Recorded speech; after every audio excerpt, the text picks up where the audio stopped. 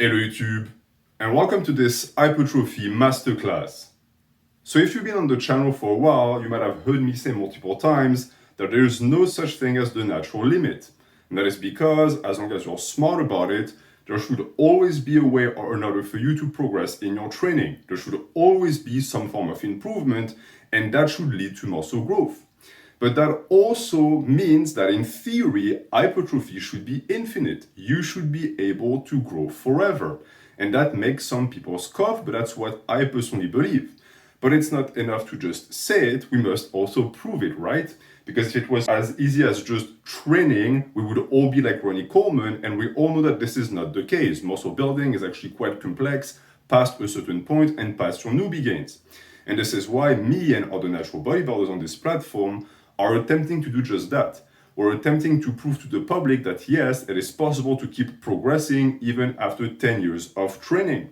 And from our experiences has started to stem a method, which I call the unlimited hypertrophy method. Now, naturally, we are not all the same, and I'm not claiming that we all train the way I'm going to describe today. But I've noticed certain key aspects of hypertrophy training that can be applied across the board to prevent plateaus and to promote growth. And since I want everyone, not just us, to actually profit and benefit from these methods, I'm going to give you a full masterclass on this topic today. We'll be discussing progression schemes for bodybuilding, how to implement variations and rotations in your program to avoid plateaus and injuries, and the type of mindset you need to develop in order to never stop progressing. Now, warning.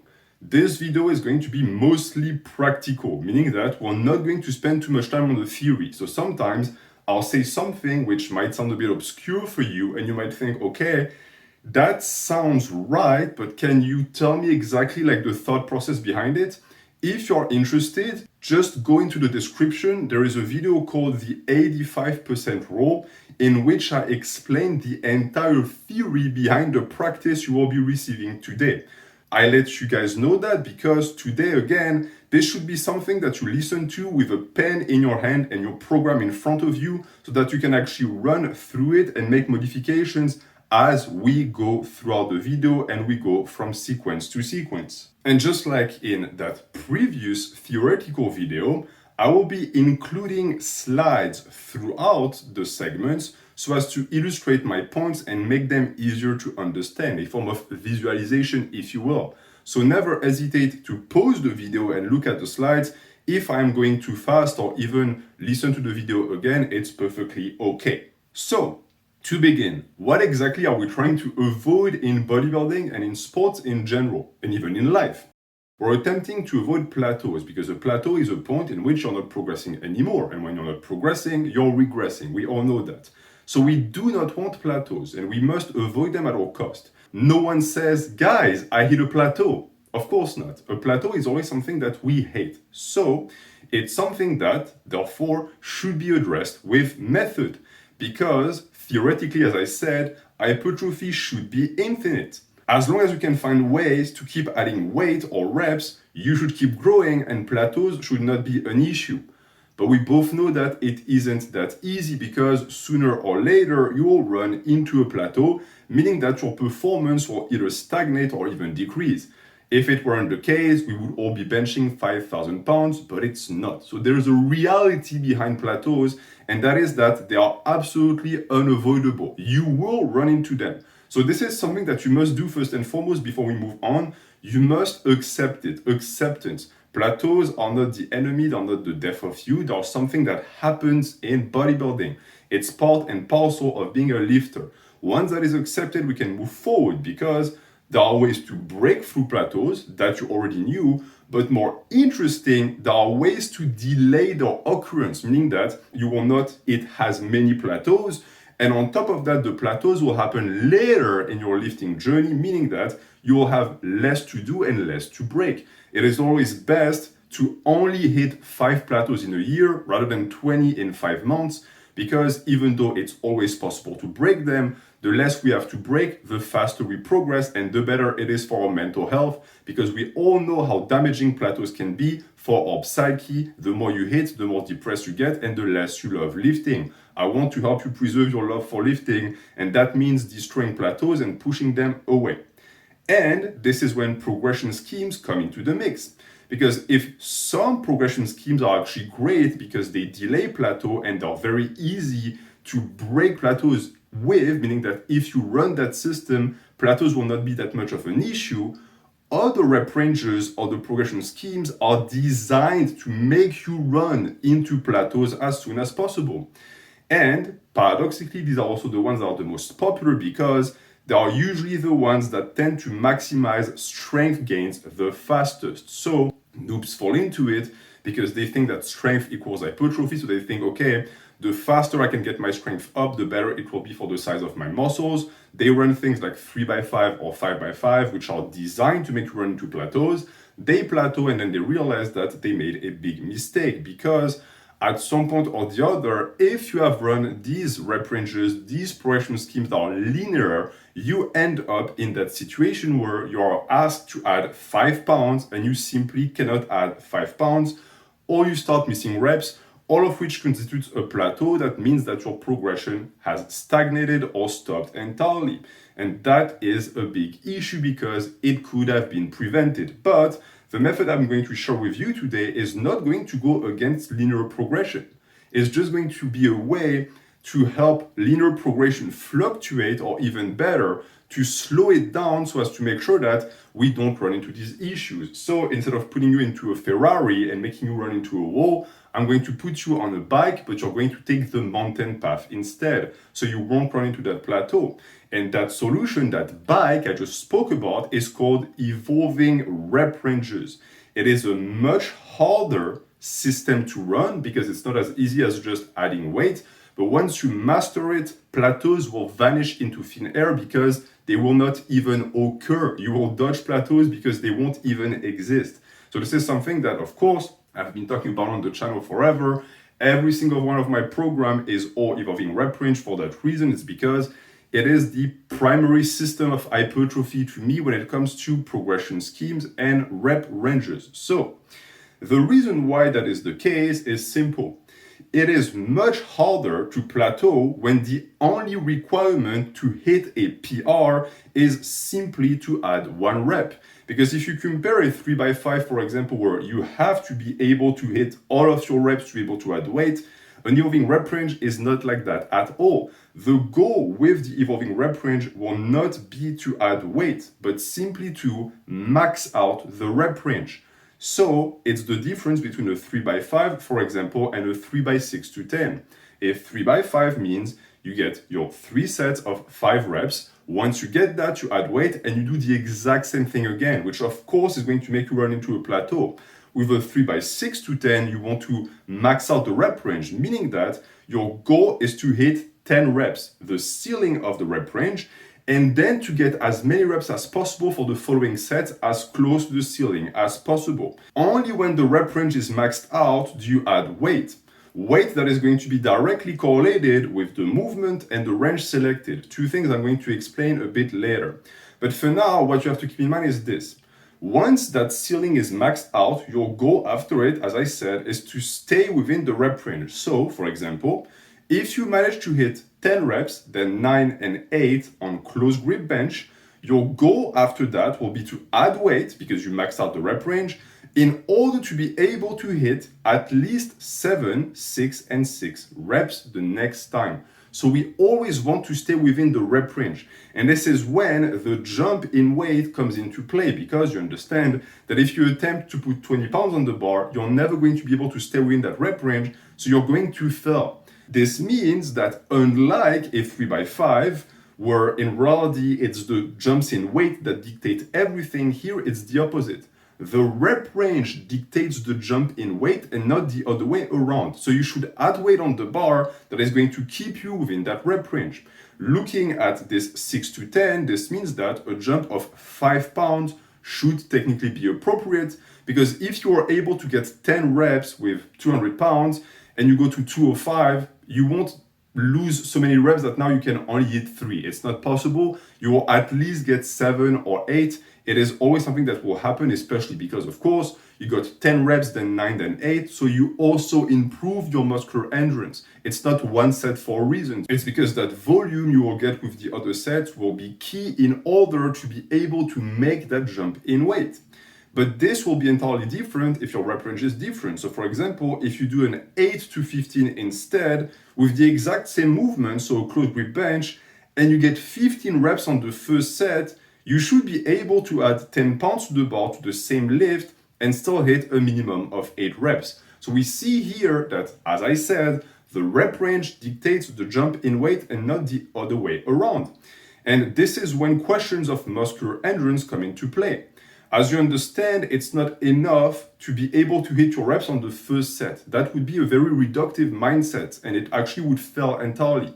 You need to stay within the rep range for every single working set. So if for your first set you're within the rep range but the following sets you're not, this means that the rep range is either not appropriate or the weight on the bar is not appropriate. And then you have details and things that come into play that are a bit more complex. So for example, the narrower the rep range is, the harder it becomes and the more conservative the weight jump has to be. You understand, of course, why. It's because the least reps you have in reserve to be able to actually get into that rep range.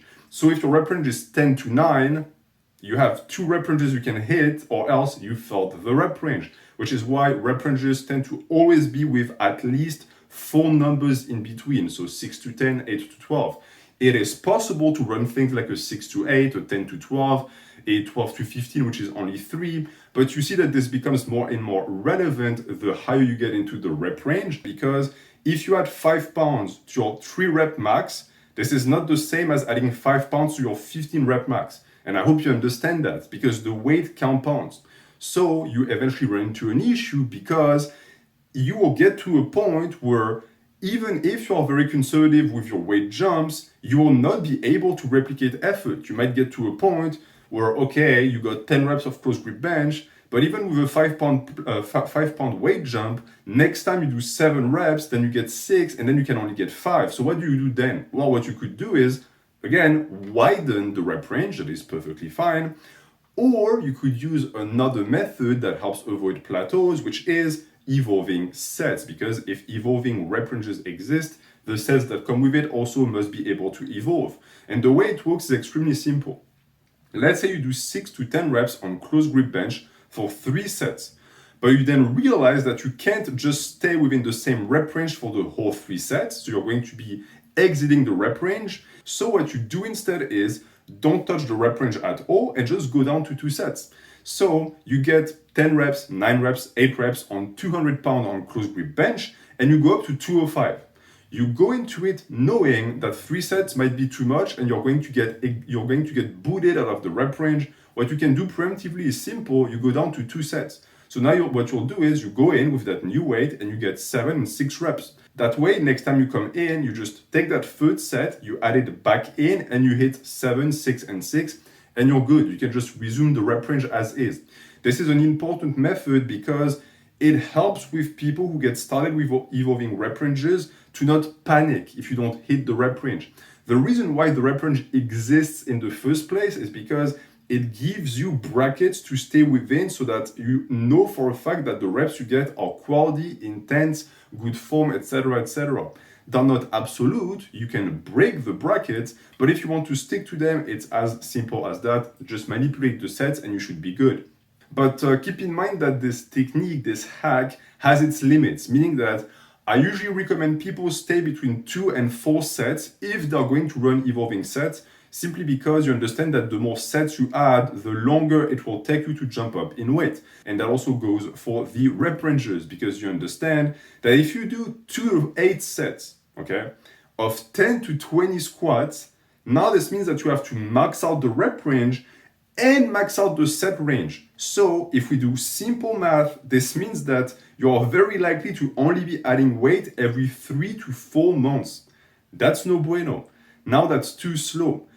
You want to be slow. You don't want to run that Ferrari. You want to run the bike, but now you don't run the bike. You're crawling on the floor on your belly and you won't get anywhere. So again, this is an example, an hyperbole I give you to make you understand that even though evolving rep ranges and sets are great, it's always possible to misuse them. So this is why I tell you to stay within a certain rep range that is in the 85% rule, and I recommend you stay between 2 to 4 sets. That should be plenty of variation to be able to put on weight on the bar, to be able to keep progressing forever. And I also tell you that to point out the obvious, which is that evolving sets and reps greatly delay the moment when you'll be able to add weight on the bar. That is for sure. A 3x5 and a 3x3, you will progress in strength much, much faster. But that is the point. By forcing you to retake high intensity sets multiple weeks in a row, by just modifying the rep range, you accumulate more volume. Because now you spend more time within a very relevant intensity window without having the stress and the pressure of putting more weight on the bar, which usually comes at the cost of technique, form, and tempo, which are just as important as weight on the bar.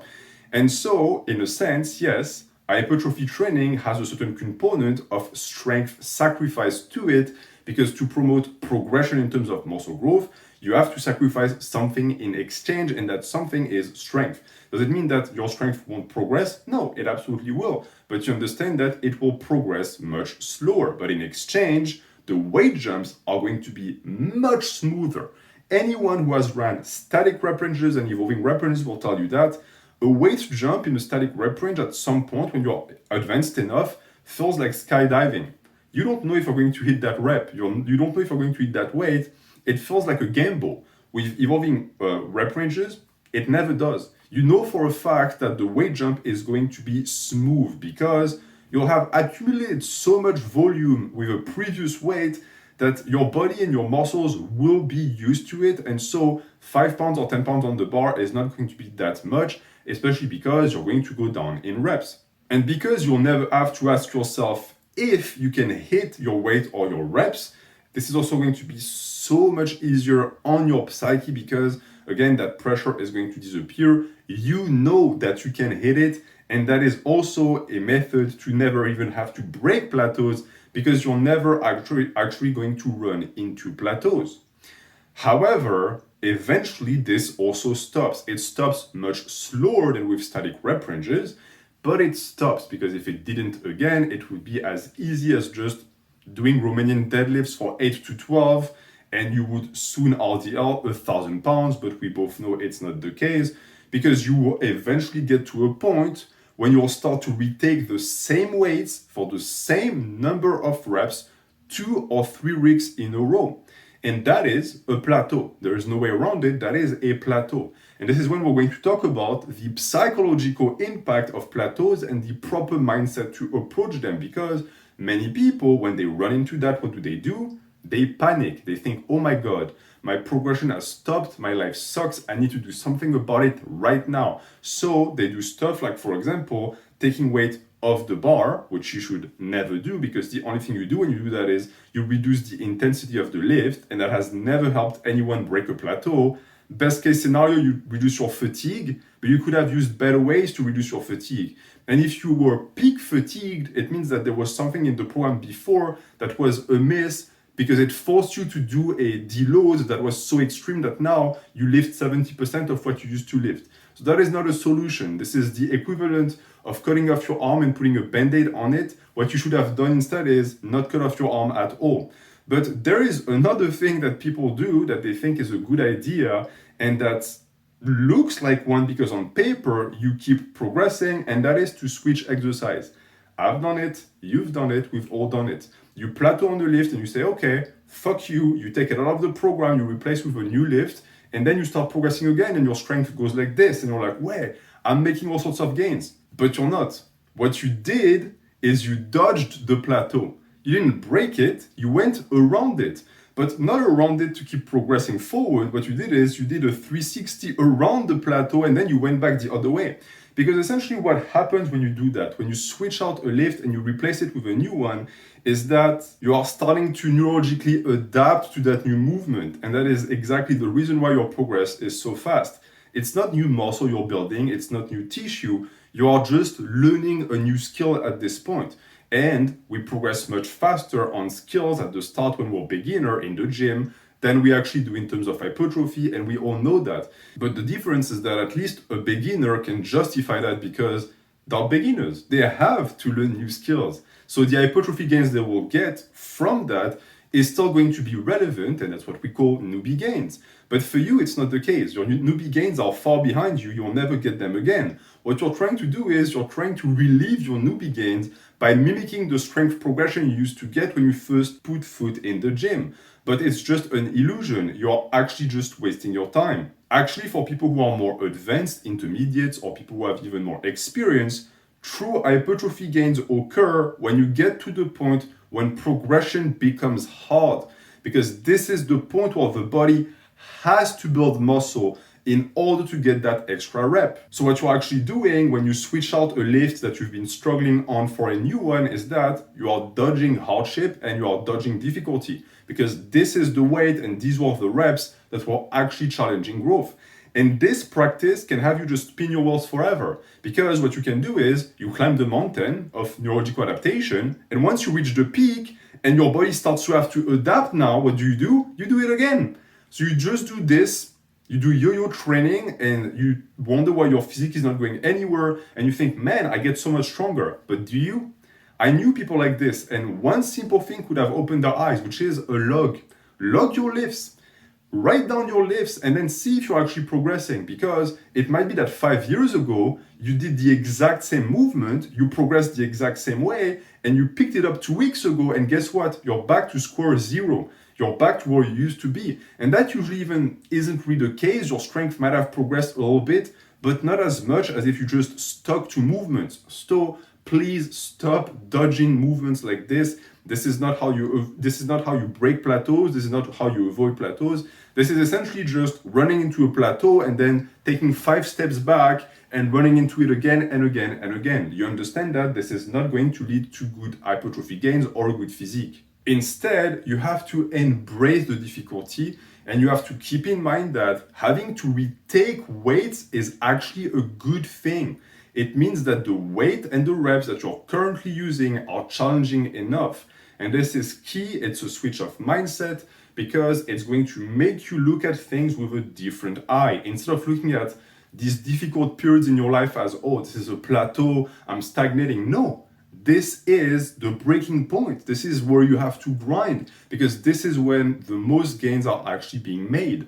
But naturally, this should only last for a time. It's perfectly fine to have to retake the same weight with approximately the same reps for 2 or 3 sessions. But if it lasts longer than that, now you can say that this is a legitimate plateau. Now you can say that, yes, you are stagnating. And when that happens, what do we do? Do we just wait? Do we just ram our heads against the door again and again? I mean, that works. Keep in mind that if you just changed nothing and kept hitting the same weight, eventually the plateau would break, but it would be horribly frustrating. And on top of that, it might eventually lead to injury because you're trying to grind too much for that extra rep. So this is not something that we must do.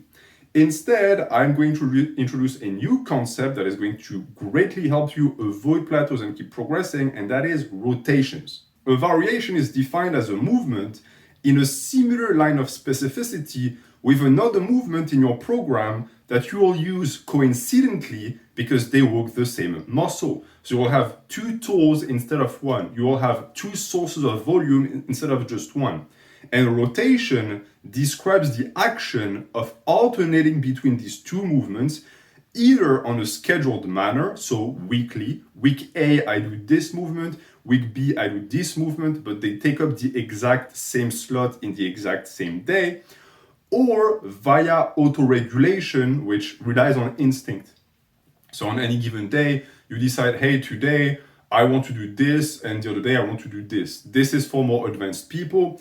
Also understand that while a rotation doesn't necessarily include a variation, because you could rotate, for example, bench press and easy bar curl. I don't know why you would do that, but it's a possibility. The opposite is also true, meaning that you can have a variation that is not in a rotation. You could have the same movement twice in the same day. This is just minutia, it's just to let you guys know that yes, the two concepts are not necessarily always paired together, but in this video they will be, because the goal of the two concepts today are to help you avoid plateaus. And since a plateau is something that concerns a movement, if you replace it with another movement, a variation, it will be because the movements rotate. That being said, the advice I'm going to share with you also applies if you take that variation and you just instead add it to other days or even the same day. So not in a rotation, this time it's an addition. It makes very little difference. So the advice I give you when it comes to adding variations to a movement, be it again in rotation or addition, is as follows.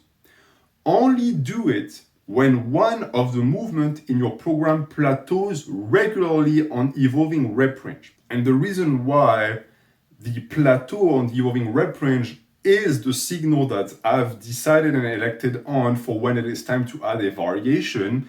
It is simply because since evolving rep ranges in themselves are already designed to always help you get that extra rep, if that mechanism stops working, it might be the sign that you need to boost that movement by getting relevant volume somewhere else, meaning that the movement in itself just doesn't work anymore. Whatever it contains is not sufficient. You need help from somewhere else, and that is when a variation and rotation is going to be relevant. And the term relevant is key here, because the variation can be more or less relevant depending on the movement it seeks to assist. And that is the concept of specificity. So for example, a Romanian deadlift will have a much greater carryover to a conventional deadlift as compared to a split squat. So on the line of specificity, deadlifts and RDLs would be disclosed, while split squats would be around here, and then you could put squats around here. Actually, it would be interesting one day to make a big document with every single lift in existence, and you just place them on the line so that people can understand the spectrum of specificity. Let me know in the comments. This is typically the type of autistic stuff I would love to do for you guys. So you let me know if you're interested and I might actually do it. Now understand that what I'm talking about here is a concept that applies to every single sport. Every single sport has specificity. Swimmers, runners. When a runner programs sprints, he might not be a sprinter. So he finds a specificity that links sprints to his type of running. It's the same for our sport as well. You see it with powerlifters all the time. They use it to their advantage to promote strength progression. So they do the big three, but they might also do other movements because these movements have carryover to the big three. And as bodybuilders, we do the exact same thing, but for different reasons. We don't seek carryover to a movement because we do movements not for the movement's sake, but for muscle. So our line of specificity is also that, muscle. When I think about movements, I don't think, does this boost the pattern? I think, does this boost the muscle? Knowing also that patterns and muscles are connected. If I tell you hip hinges, you think posterior chain. If I tell you curls, you tell me biceps. So the two are really interchangeable. It's just important to also, again, switch that mindset around so as not to be obsessed with performance and movement, and instead worry about what the movement does for you. And the goal of these variations will be to use them synergistically to be able to accumulate as much quality volume as possible while making sure that our performance stays on the rise for both lifts. So there is absolutely no point in introducing a variation in your program if you start progressing on it, but the main movement that was supposed to actually be promoted by the variation starts to suffer. That might be the sign that you didn't need the variation in the first place, or the amount of volume you introduced with the variation was way too much. So my advice with variations is 1 to 2 sets. 50% of the amount of sets and the amount of volume that you get for the original movement. And then you ramp up. Then you use evolving set ranges to add more volume in order to build it up to the point where it becomes somewhat equal with the first movement. And again, to decide on which variation we are going to pick for our program, we're going to use specificity. So usually you're going to select a lift in the same family. If you want a variation for your curls, you're going to pick something from the curl family. You're not going to pick a tricep extension. That makes a lot of sense. And this is also why we're not going to waste too much time on that, because it's not rocket science. Use logic and experience to figure it out. It is really not that bad. However, there is one thing to keep in mind. You really want to limit the amount of variations in your program as much as possible. As the more you have, the slower the overall progression rate will be. And that is also logical and pure math. If you do 10 different types of squats, so you have 10 variations, this means that the frequency rate of each one will get hit and divided by 10. So now you're going to run into the issue of doing the lift so infrequently that your neurological adaptation is going to suffer and you're going to lose weight on the bar, not because your muscles got weaker, but because you have forgotten how to do the movement. Now, the more advanced you are, the less of a problem this becomes, because you have accumulated so many reps with low intensity that your technique is super high. So the technical rating of lifts stops mattering as much. It still does, but not as much. And there's also the fact that similar movement patterns tend to also train each other in terms of technique, even though it's not perfect. So that should point to it not being an issue, but the real problem is as follows. Focus. Attempt what I just told you, which is to do 10 variations for a squat, and you will soon find yourself just looking around like a headless chicken because you just don't know what to run, you don't know when to hit it. There's too many parameters now. So you're very likely to run into what I explained previously with the guy who just switches movements all the time and never progresses, even though he thinks he's progressing because on paper he's adding weight to the bar. But the problem is that this is artificial progression because, again, you're just relearning the lift times and times again, and you're not even hitting the lift frequently enough to even see if you're progressing. So this is not an approach that I advise anyone to follow. In my opinion, you should max out at 5 variations of movement patterns in your program tops, and that is, again, tops. That is the ceiling. But that is only really true for hard variations, because I make a distinction between soft and hard variations. So for example, a pull-up and a lat pull-down would constitute an example of soft and hard variation. A pull-up would be your main movement, and that would be the thing that you want to replicate, but you pick a lat pull-down, which is not in direct line of specificity. So now you end up with something that I call a hard variation.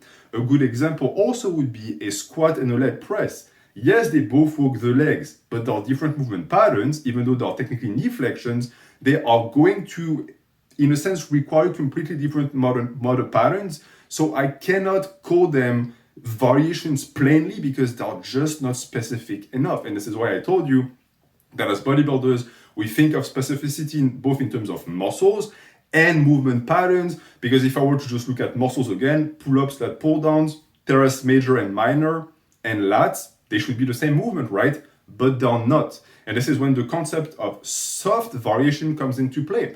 A soft variation would be completely different. For example, a high bar squat and a posed high bar squat.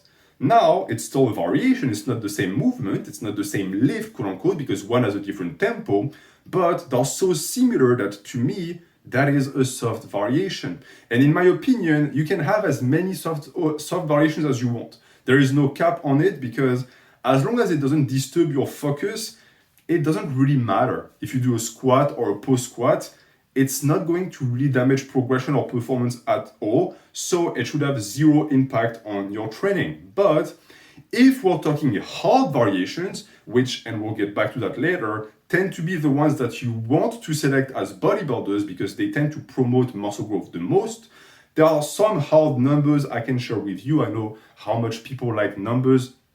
This is why strength standards are so popular. So these are my numbers. I don't say that they're correct, they're my numbers. In my opinion, novices should stick to 0 to 1 variation for every lift that you're doing. Intermediates should have 1 to 2 variations, and more advanced lifters can go between 3 and 5. That is my take on it. Keeping in mind also that these are variations for movements that hit a certain muscle, and since you should be hitting every single muscle, you understand why I'm telling you that. Because if you have 10 movements in your program and you had 1 variation per movement, you just doubled the amount of exercise in your program. You understand that this will have an impact. So we want to take this process as slowly as possible. You will have movements that you'll be able to progress on for super long without needing variations, and that is great. We want to stick to that. We want to take that to the bank. Only use a variation if it's absolutely necessary. Because once you will get to a point where you have plenty of variations, It's going to be a matter of balancing your frequency and rotations to be able to keep up performance on every lift, and that can become a nightmare, especially if you run evolving rep ranges. Just for the fun of it, I'm going to put right now on a slide what my program looks like in terms of math with all of my variations and rep ranges, and you tell me if that sounds like fun for a beginner. And this is exactly why I recommend novices to stick to only a few lifts. The lifts, my French accent is in full bloom tonight. The more you have, the more complex your program becomes. And when you're just starting, you simply don't need this level of complexity and logistics in your program to be able to put on muscle. Because keep in mind that optimal training, this fad that really means nothing, really only means complicating the program when there is no other way around it. If we can keep things minimalistic and simple for as long as possible, we do it. The reason why advanced bodybuilders can't and why they have to again complexify so much is because at some point it just stops working. Whatever we do stops working, and this is when we hit a plateau, and because we want to keep growing, we have to find ways around that. So this is why we come up with all of this stuff. But if we could do without it, we would. So if you are in the privileged position of being a novice, milk those gains as much as possible without having to resort to that. Don't get sucked into that nonsense of optimal training. You do not need it. Just keep it in your back pocket, learn about it so that the day it's going to be useful for you, you won't be surprised, you'll be prepared, and you'll be able to use it appropriately. And by the way, if you're interested in looking at the difference with your own two eyes between the complexity of a novice program and an advanced program, I have a bunch of free bodybuilding programs, hypertrophy programs in the description. It's the ultimate hypertrophy programs. Just look at the difference between the novice template and the advanced template, and you will understand why I tell novices to keep it simple. You'll have plenty of time to bang your head against the walls once you are advanced enough. And once that is accepted and understood, and we have settled on the relevant variation, it is time to select a rep range. And this is when the real power of rotation comes into play and is unlocked, because by selecting a rep range that differs from your main lift, you will be able to experience not only a different stimulus, because it's going to be a different pattern, it's going to be done with a different angle and tempo, but also a different amount of it, because the amount of reps is going to change. And this is what we call intensity and volume manipulation. So let's say your main movement for the chest is the bench press, and you run it for 3 sets of 4 to 8. You could either go for a soft variation, which would be a close grip bench, for example, but even though it's very close in specificity, you could instead go for 3 sets of 6 to 12, which would help you experience higher reps and therefore more volume, or you could select a hard variation like dips for 3 sets of 3, which would offer a completely different stimulus, but also a completely different amount of it because it would give you much greater intensity. And to that, of course, your question is, which one is the best? Which one should I select? And this is a hard question to answer.